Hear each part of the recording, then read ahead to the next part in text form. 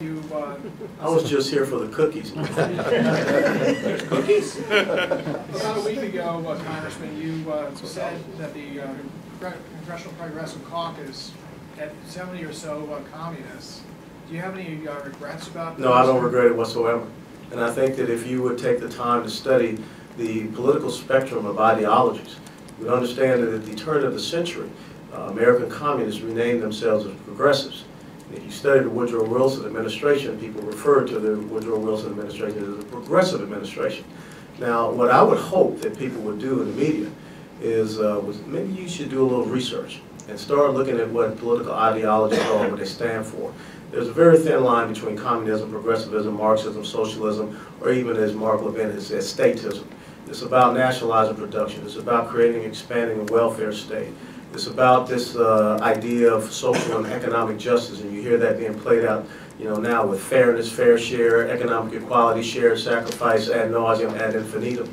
And it's also about creation of a secular state. And this whole argument that the liberal left is trying to take you down, talking about women's contraception, is really about a federal government that is reclassifying religious organizations for them to be able to manipulate them however they wish. So that's what I wish people would focus on. Now, let me also bring something up. Since I've been up here, first time ever in politics, past 15 months, we've had members of the Democrat Party stand up and talk about how Republicans want to kill women. We've been called racist. We've been called sexist. We've been called homophobes, Islamophobes. We hear people constantly talking about the Tea Party right-wing extremists of the Republican Party. But I don't see anyone, getting upset and challenging the other side about this.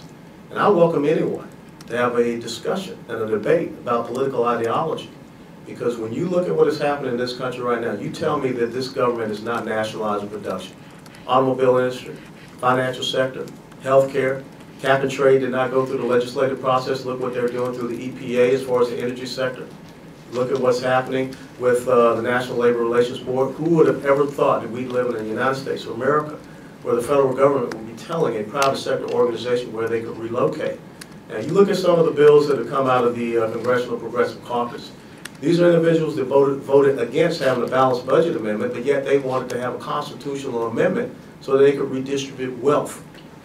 I don't know if that's in keeping in your version of a constitutional republic, but when I went through my studies, it surely was not.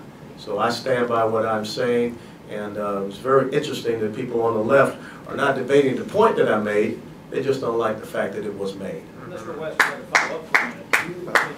You say it's just not an issue of nomenclature. Do you really believe in your heart of hearts that they adhere to the political philosophies of Chad, I just went down the line and gave you examples of legislation. I just went down the line and talked to you about the means.